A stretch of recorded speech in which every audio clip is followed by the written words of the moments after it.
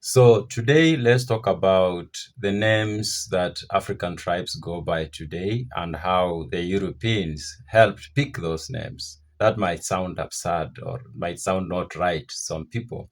Yes, most of the names by which African tribes go by today, especially in Kenya, these names were actually like picked by the Europeans, or they were popularized by the Europeans, or they were made official by the Europeans. And there was a need for that.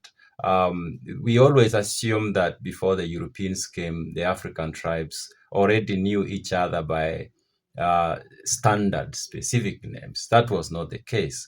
Each tribe called itself one thing, and the neighboring tribes called them something different. And whatever the neighboring tribes were calling them was not a standard name. Each of the neighboring tribes had their own name for that specific tribe. So I'll give you examples. For example, the Luos called the Kalenjin or the Kalenjin tribes Jolango, while the Kalenjin tribes called the Luos Limeg or Lumeg, singular Lumindet.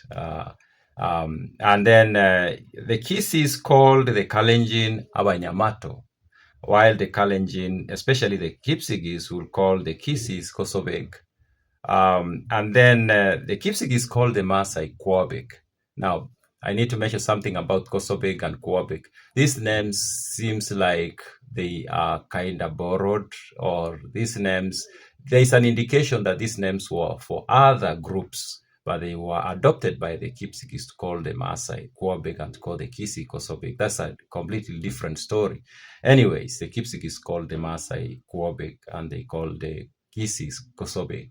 Also been dead single. And meanwhile, the Maasai called the Kipsigis Olumbwani, Olumbwa or Olumbwani. And then the Kisis called the Maasai Abamanyi.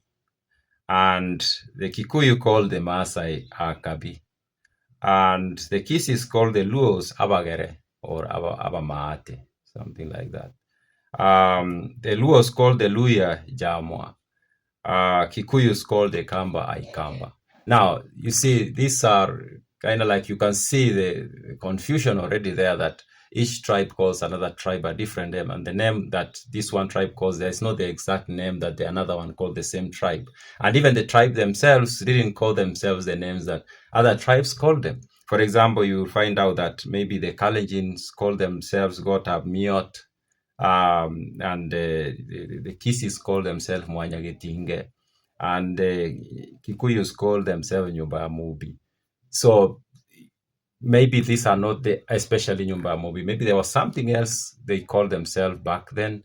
But you can see that each tribe called themselves something, and then that's not the exact name that their neighbors called them. And then each of their neighbors had a different name for them. So when the colonialists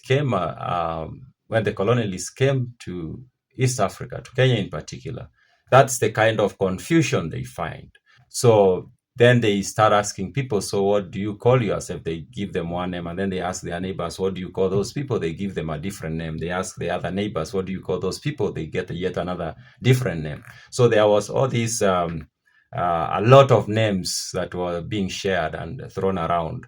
So it was the Europeans at this point who started picking specific names from all these long lists and tried to fix one name to a specific tribe. And then that's how we arrived with most of these names we have today for specific tribes. We can say this, that the Europeans provided the environment for consensus.